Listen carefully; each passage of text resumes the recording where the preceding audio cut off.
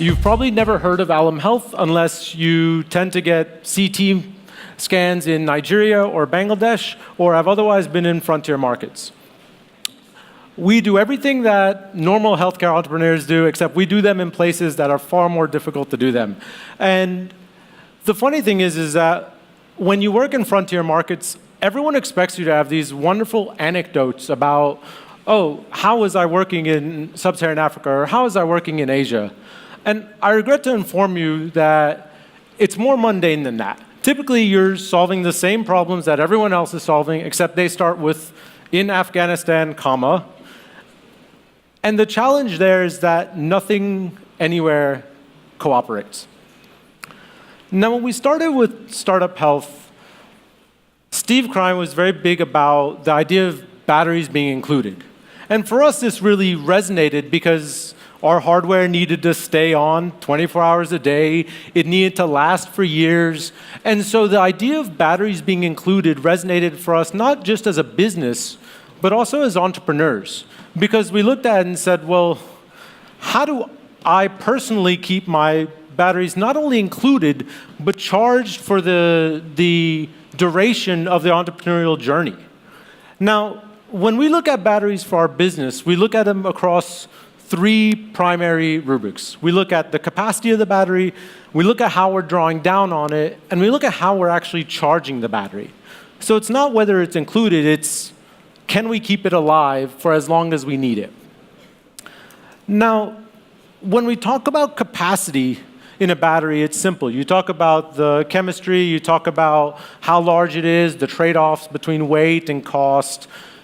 When you think about it on a personal basis, though, you're thinking about how do I expand my capacity to basically provide energy to my staff, my customers, everything. And what's really challenging here is that when you think about the capacity personally, it's really important to think about it in terms of the problem you're solving. What is the thing that's going to drive you for the next 5, 7, 10 years? Because without having a big enough problem to solve, then you don't actually have that store of capacity that you can actually tap. Now, when we first started working in Afghanistan, one of the most salient moments for us was we did a scan for a case, and the patient had a tumor the size of like a solid roast, right? And it was, I mean, it's like stage 4++. And I was sitting there talking with the clinician about this, and then thinking, wait, this isn't a situation where one thing went wrong in this flow. Literally, like, the entire medical experience in Afghanistan was broken. And you looked at this and said, well, this is a meaty problem. This is something that I can continue to find new challenges and new ways to solve big problems.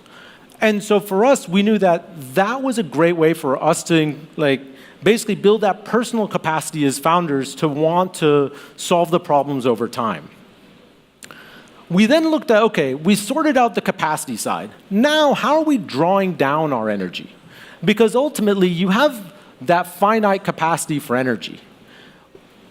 For every founder, you basically draw down your energy either passively or actively. Passively is doing the stuff that you're, talking to your accountants, picking a lawyer, things that seem like work but aren't. And then you have active draw, which is talking to customers, writing code, so on and so forth. And what we found in frontier markets was that actually everything is so hard that you had to be very, very literal about what it is you want to solve.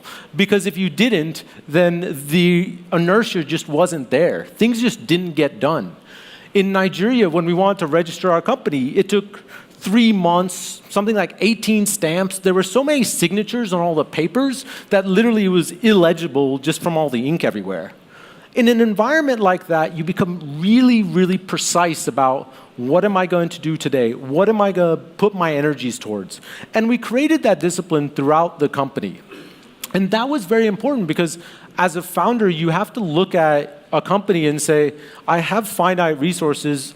I'm going to run out of my own personal energy.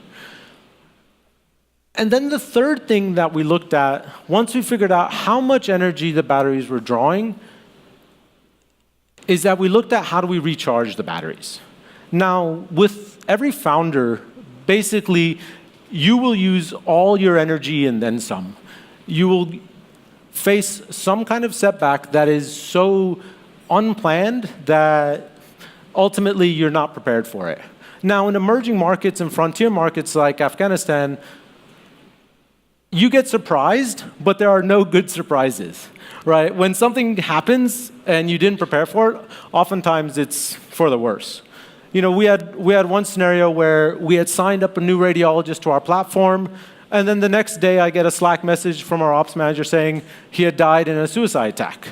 What do you do about a situation like that as a founder? There's no FAQ, there's no guideline for founders that says, okay, one of our customers had died tragically. And so for us as entrepreneurs, we looked at it and said, well, how do we prepare for these types of activities, right? How do we prepare for these types of eventualities? And while there's one part of the preparation, which is building that capacity we talked about earlier, having a sense of purpose in what we're doing, the other big question for me was, how do I actually recharge my capacity on a personal level as well as in a business level, right? There's no way to actually think about this in a human sense of, okay, how do I keep from bottoming out, right? And what we found over the last 4 years is that to recharge your capacity, you need to do the things that ultimately provide you just 1%, 2% more charge. Now, for every entrepreneur, they're so busy that ultimately you're never going to do massive things. But what you're able to do is, find the ice cream sandwich place you like in Bangladesh. Play a pickup soccer match whenever you can, so that you basically go from 10% charge capacity to 12%. Because ultimately, when something bad happens, you need to make sure that you have just enough to survive to the next fight, basically.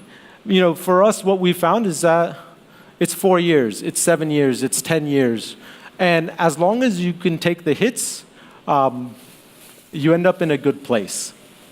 So when we think about what it means to be batteries included as entrepreneurs, I leave you with 3 useful takeaways, which is, 1, solve a problem that's big enough that you will constantly find that capacity to want to solve it.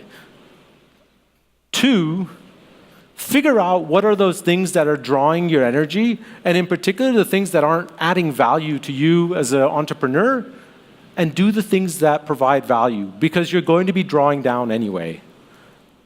And 3, figure out what recharges you, no matter how small it is, and do it, because little things done over and over become big things. And that 10% becomes 12%, becomes 20%, becomes the ability to see tragedies happen or bad things happen to your business and be able to bounce back and have a great next quarter or bring on that next customer. All right? That's all I have. Thank you very much.